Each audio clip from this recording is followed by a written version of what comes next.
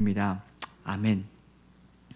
오늘 우리가 함께 보실 구역 말씀은 사무엘상 10장입니다. 사무엘상 10장 에스라 강단 235호 사무엘상 10장 하나님의 영이 임하시면. 사무엘상 10장 우리 9절부터 10절 말씀까지를 보겠습니다. 사무엘상 9절부터 10장 9절부터 10절 말씀까지를 우리 함께 봉독하겠습니다. 그가 사무엘에게서 떠나려고 몸을 돌이킬 때 하나님이 새 마음을 주셨고 그날 그 징조도 다 응하니라. 그들이 산에 이를 때 선지자의 무리가 그를 영접하고 하나님의 영이 사울에게 크게 임함으로 그가 그들 중에서 예언을 하니. 아멘. 지난주의 말씀과 그리고 오늘 말씀을 통해서 우리가 성령님에 대해서 계속 보게 되는데, 제가 지난번에도 한번 말씀을 드렸지만 성령님은 우리의 신앙생활에 있어서 너무나 중요하신 분입니다. 우리가 하나님께 나아가는데, 우리가 예수 그리스도로 말미암아 삶이 변화가 되고 우리를 하나님께로 천성으로 인도하시는 모든 지혜와 그리고 모든 조력과 그리고 모든 인도하심은 우리 성령님께로부터 공급받는 힘입니다. 우리가 삼위 하나님이 계시죠. 성부 하나님은 우리를 구원하시고 그리고 우리에 대한 삶의 계획과 뜻을 정하시고, 예수 그리스도 성자 하나님은 우리를 죄에서 구원하시고 우리 십자가의 그 구속으로 말미암아 우리를 건지시는 복음을 주신 분이시고요. 마지막 성령 하나님은 어떤 일을 하시냐면요, 우리에게 믿어지게 하시고 또 깨닫게 하시고 또 진리로 가르치시고 우리 안에서 선한 생각과 마음으로 하나님께로 인도해 가시는 역할을 하시는 분이 바로 성령님이세요. 여러분, 그래서 우리가 누구를 찾고 구해야 되냐면은 이 성령님의 도우심을 날마다 찾아야 돼요.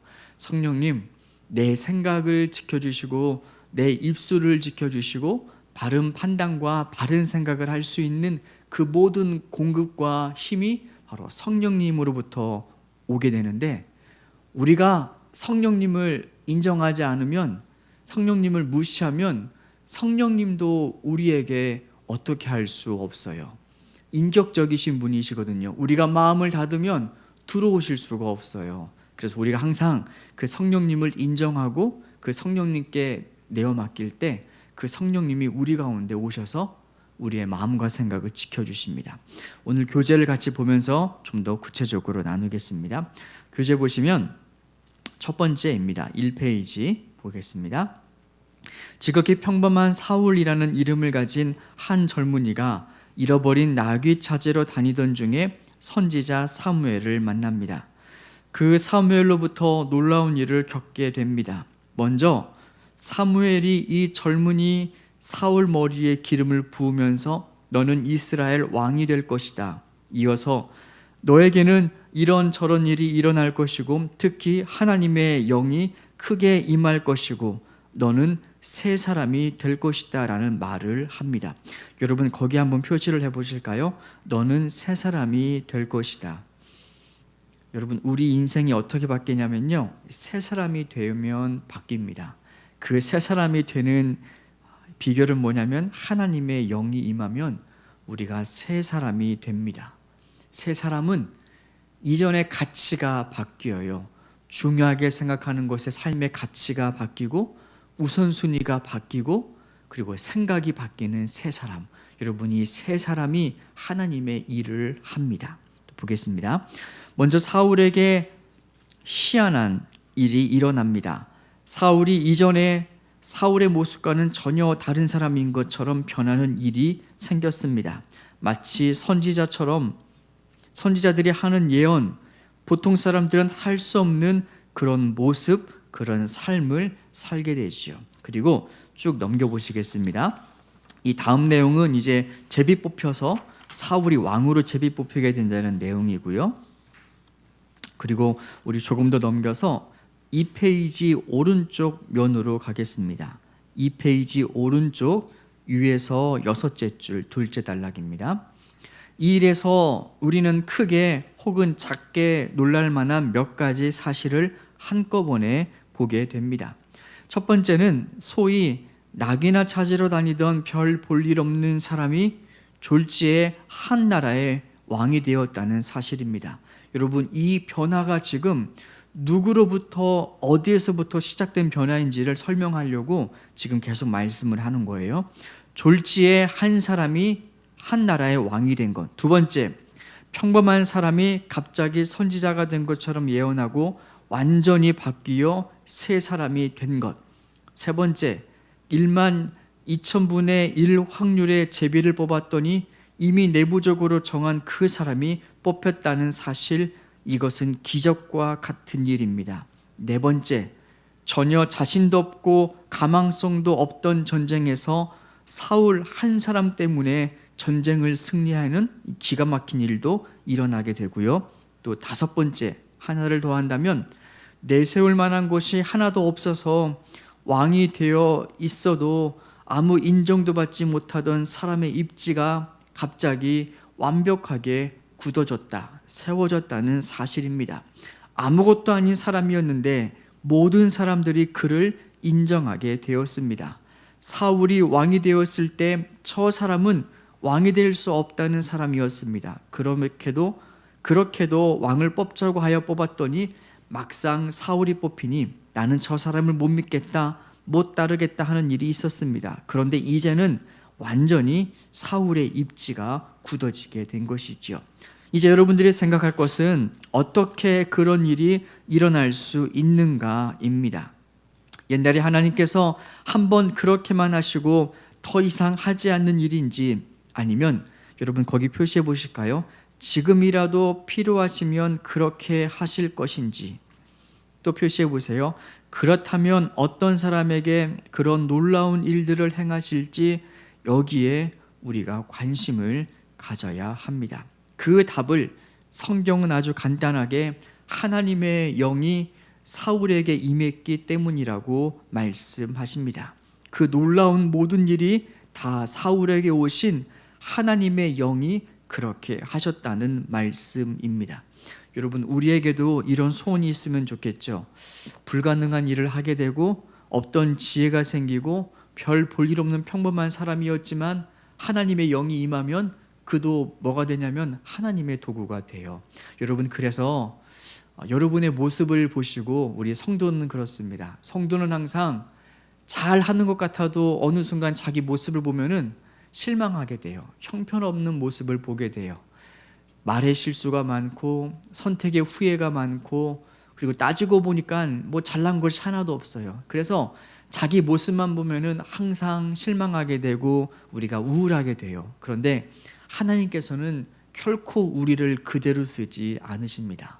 우리에게 이 성령님을 보내시고 성령님이 붙잡은 사람으로서 우리를 쓰세요.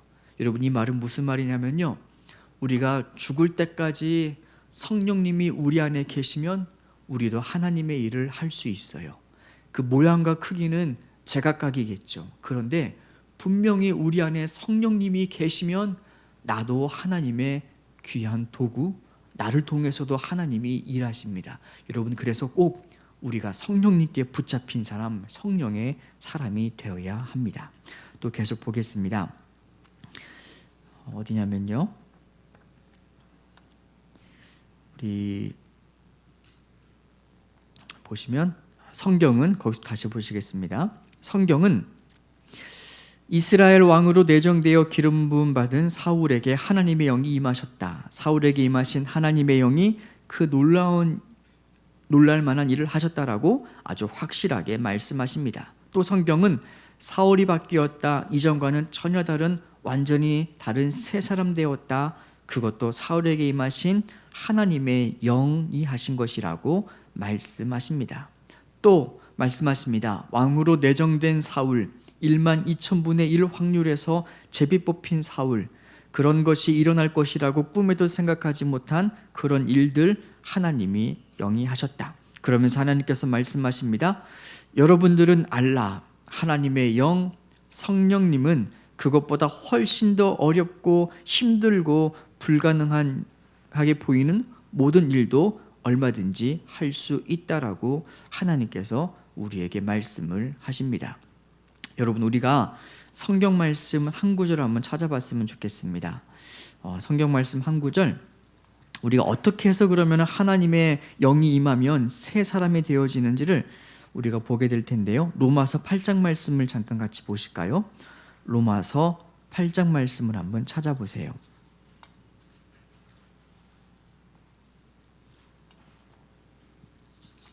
로마서 8장 말씀. 여러분, 이 중요한 말씀이라서 로마서 8장 이 본문의 말씀을 한번 시간 되면은 좀 천천히 한번 또 다시 읽어보세요. 우리가 어떻게 그러면 새 사람이 될 수 있고 성령님이 우리 안에서 어떤 역사를 하는지 로마서 8장 5절 보시면 5절과 6절과 우리 7절, 8절, 우리 5절부터 8절 말씀까지 같이 천천히 읽어보겠습니다. 육신을 따르는 자는 육신의 일을, 영을 따르는 자는 영의 일을 생각하나니 육신의 생각은 사망이요 영의 생각은 생명과 평안이니라. 육신의 생각은 하나님과 원수가 되나니 이는 하나님의 법에 굴복하지 아니할 뿐 아니라 할 수도 없음이라. 육신에 있는 자들은 하나님을 기쁘시게 할 수 없느니라. 아멘. 항상 우리에게 하나님의 영이 없다면 우리는 육신의 생각대로 모든 것을 판단하고 생각을 해요. 항상 계산하고 다투고 나의 이익을 생각하게 되죠. 그런데 하나님께서는 어떻게 말씀하시냐면은 육신의 생각대로 살다가는 죽는다. 그런데 영의 생각을 따라 살면은 그 사람에게 생명과 평안이 있다. 뿐만 아니라 아까 읽었죠? 7절. 육신의 생각대로 살다 보면은 그의 인생은 하나님과 원수가 되고, 그렇지만 하나님의 영으로 우리가 따라 살다 보면은 하나님의 일을 행하는 자, 하나님을 기쁘시게 하는 자가 된다라고 말씀을 하십니다. 여러분, 그래서 우리의 삶은 간단합니다. 내 생각대로 살면 죽고 하나님의 생각대로 살면 살고, 내 생각대로 판단하면은 사망에 다다르게 되고 하나님의 생각대로 따라가다 보면은 우리의 삶은 생명과 기쁨이 된다. 분명하게 말씀을 하시죠. 또 우리가 교재를 계속 보겠습니다. 교재 3페이지 오른쪽 맨 아래 단락입니다. 교재 3페이지 오른쪽 아래 단락, 아래에서 두 번째 단락, 사울에게, 거기 함께 보시겠습니다. 사울에게 일어난 모든 일의 이유는 단 하나, 하나님의 영이 성령님이 사울에게 임했기 때문입니다. 선지자 사무엘이 미리 그 말을 했습니다. 사무엘이 사울에게 내게 하나님의 영이 크게 임하리니 너도 그들과 함께 예언하고 변하여 새 사람이 되라 라고 말했습니다. 사무엘의 말 그대로 사울에게 하나님의 영이 크게 임합니다. 그가 사무엘에게서 떠나려고 몸을 돌이킬 때 하나님이 새 마음을 주셨고 라고 하나님의 영이 그 속에 들어가신 것을 말씀하십니다. 또 계속 보겠습니다. 암몬 사람이 침공해서 그 못된 말을 한다는 소식을 들었을 때 하나님의 영에게 크게 감동되매라고 사울이 하나님의 영에 크게 감동되었다라고 말하십니다. 그 다음에 일어난 일은 사울에게 오신 하나님의 영이 모든 일을 다 만드셨습니다. 대단한 용기도 담력도 그리고 이스라엘 백성들로 하여금 겁먹고 다 모이도록 만드셨습니다. 이런 일들을 하나님은 얼마든지 하실 수 있습니다. 이 하나님이 바로 우리의 하나님이시고 그 영이 바로 성령님의 역할이시죠. 성령이 오시면 놀라운 일이 일어납니다. 정말로 놀라운 일이 일어납니다. 일이 바뀌고 일이 풀립니다. 사람도 바뀝니다. 강팍하기만 하던 사람이 성령님이 오시면 온순하게 됩니다. 악랄하고 못된 사람이 하나님의 영을 접하고 그 속에 하나님이 들어가시면 착하고 선하게 됩니다. 이런 기적 같은 일이 일어납니다. 무능하던 사람이 유능하게 됩니다. 항상 염려만 되던 아들, 딸에게 성령님이 들어가면 희한하게 풀립니다. 여러분, 그래서 우리가 항상 성령님을 간구해야 돼요. 에스겔 말씀에 그 말씀이 있죠. 강팍한 마음을 제하시고 그 마음을 부드럽게 하시는 그 영이 바로 성령님이십니다. 저는 그렇게 생각합니다. 우리 세상에서 가장 어려운 일은 다른 게 아니라 이 사람의 마음을 변화시키는 일이 제일 어려운 일인 것 같아요. 사람의 마음은 돈으로도 못 바꾸더라고요. 아무리 돈이 많고 아무리 돈에 힘이 있어도 그 사람의 마음을 돈 가지고 움직이는 곳에는 한계가 있어요. 그리고 성공도 역시 마찬가지고요.